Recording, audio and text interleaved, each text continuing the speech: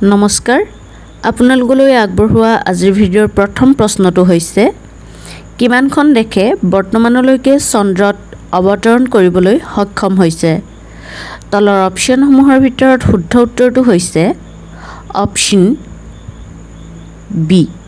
4খন দেশে বৰ্তমানলৈকে চন্দ্ৰত অৱতৰণ কৰিবলৈ সক্ষম হৈছে অপচন বিটোৱে হৈছে শুদ্ধ উত্তৰ পিছৰ প্ৰশ্নটো হৈছে ৰাষ্ট্ৰীয় পৰিকল্পনা আয়োগৰ স্থায়ী সভাপতি কোন অপচন এ প্ৰধানমন্ত্ৰী বি ৰাষ্ট্ৰপতি সি উপৰাষ্ট্ৰপতি অপচন ডি বিত্তমন্ত্ৰী ইয়াৰে শুদ্ধ উত্তৰটো হৈছে অপচন এ প্ৰধানমন্ত্ৰী ৰাষ্ট্ৰীয় পৰিকল্পনা আয়োগৰ স্থায়ী সভাপতিগৰাকী হৈছে প্ৰধানমন্ত্ৰী অপচন এটোৱে হৈছে শুদ্ধ উত্তৰ নেক্সট কুৱেশ্যনটো হৈছে ব্ৰাহ্ম সমাজৰ প্ৰতিষ্ঠাতা কোন আছিল তলৰ অপচনসমূহৰ ভিতৰত শুদ্ধ উত্তৰটো হৈছে অপচন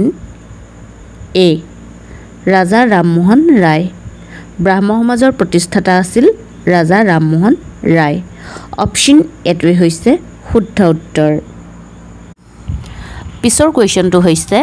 অসমত কপাহ উৎপাদন হোৱা ঠাইখনৰ নাম কি তলৰ অপচনসমূহৰ ভিতৰত শুদ্ধ উত্তৰটো হৈছে অপচন এ মিকিৰ পাহাৰ অসমত কপাহ উৎপাদন হোৱা ঠাইখনৰ নাম হৈছে মিকিৰ পাহাৰ অপচন এটোৱে হৈছে শুদ্ধ উত্তৰ পিছৰ প্ৰশ্নটো হৈছে আহোমসকল কোন নৃগোষ্ঠীয় লোক তলৰ অপচনসমূহৰ ভিতৰত শুদ্ধ উত্তৰটো হৈছে অপচন চি অপচন চিত দি আছে টাই নৃগোষ্ঠীয় আহোমসকল টাই নৃগোষ্ঠীয় অপচন চিটোৱে হৈছে শুদ্ধ উত্তৰ পিছৰ কুৱেশ্যনটো হৈছে চন্দ্ৰযান ৩ চন্দ্ৰত কিমান তাৰিখে অৱতৰণ কৰিছিল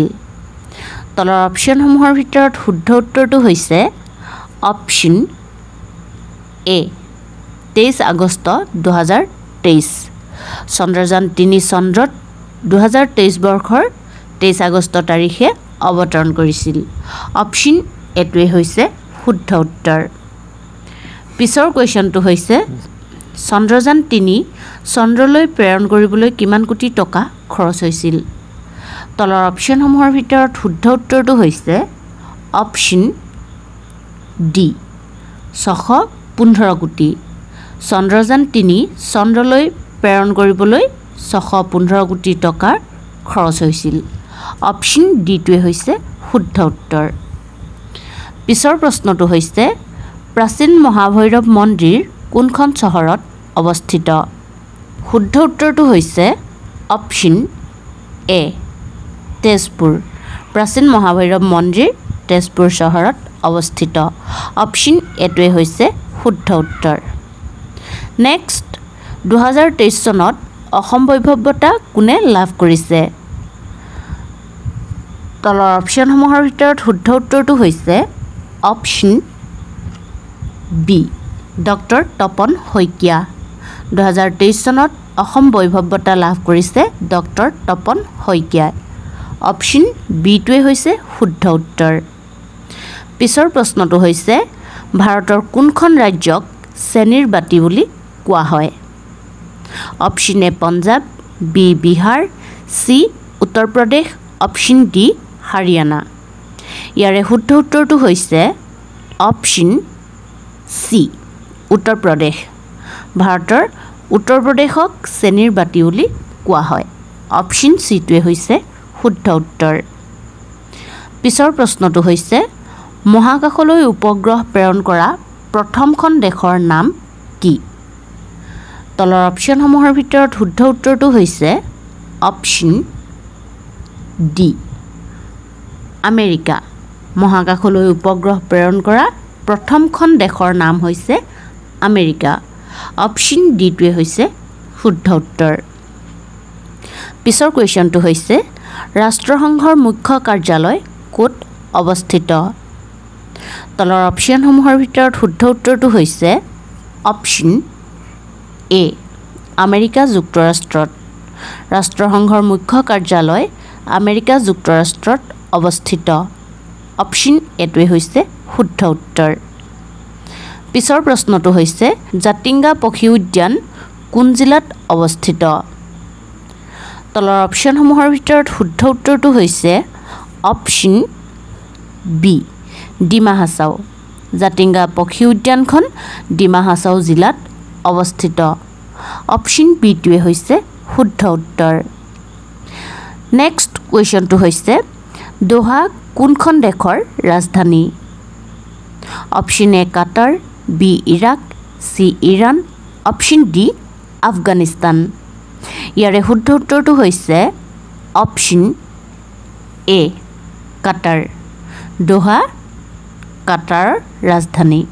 অপশ্যন এটোৱে হৈছে শুদ্ধ উত্তৰ পিছৰ প্ৰশ্নটো হৈছে তলৰ কোনখন গ্ৰন্থ কাৰ্ল মাৰ্কছে লিখা তলৰ অপশ্যনসমূহৰ ভিতৰত শুদ্ধ উত্তৰটো হৈছে অপশ্যন চি ডাছ কেপিটেল হৈছে কাৰ্ল মাৰ্কছে লিখা এখন গ্ৰন্থ অপশ্যন চিটোৱে হৈছে শুদ্ধ উত্তৰ পিছৰ প্ৰশ্নটো হৈছে দূৰত্বৰ SI একক কি ইয়াৰে শুদ্ধ উত্তৰটো হৈছে অপশ্যন বি মিটাৰ দূৰত্বৰ SI একক হৈছে মিটাৰ অপশ্যন বিটোৱে হৈছে শুদ্ধ উত্তৰ পিছৰ প্ৰশ্নটো হৈছে তলৰ কোনখন দেশ নাটোৰ সদস্য নহয় option A England B France C Bharatvarsha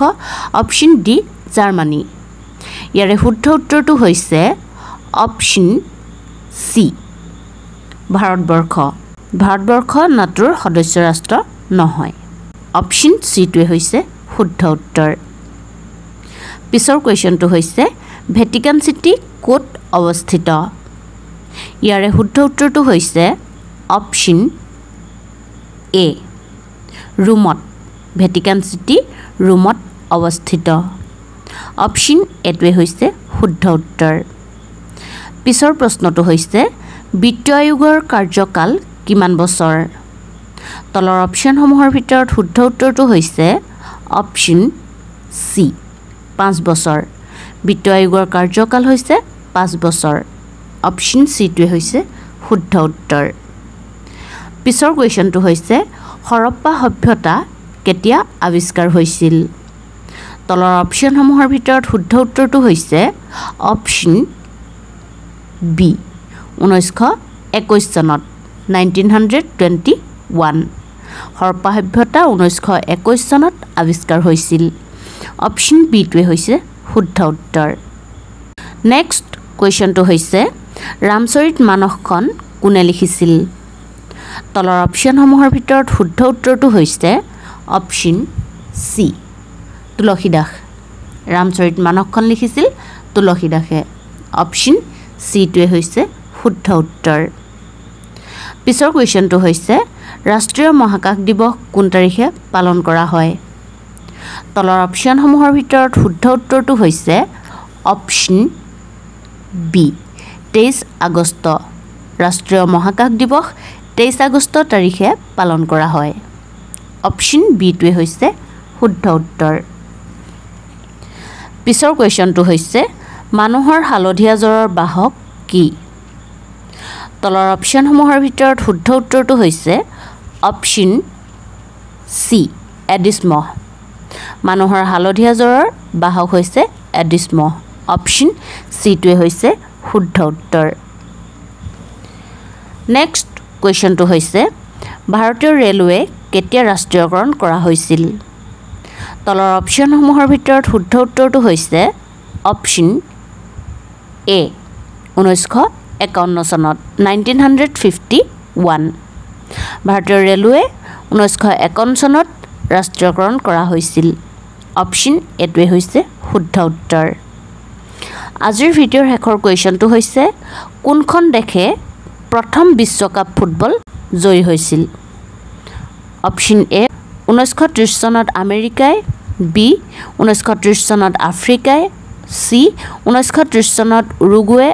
option D 1930 চনত জাপানে এই কুৱেশ্যনটো মই আপোনালোকৰ মাজলৈ আগবঢ়াইছোঁ আপোনালোকে অনুগ্ৰহ কৰি এই প্ৰশ্নটোৰ উত্তৰ মোক তলৰ কমেণ্ট ছেকশ্যনত কমেণ্ট কৰি জনাব যদিহে ভিডিঅ'টো চাই ভাল পাইছে অথবা এনে ধৰণৰ কুৱেশ্যনছৰ পৰা আপোনালোক উপকৃত হ'ম বুলি ভাবিছে তেনেহ'লে প্লিজ ভিডিঅ'টো লাইক কৰিব শ্বেয়াৰ কৰিব কমেণ্ট কৰিব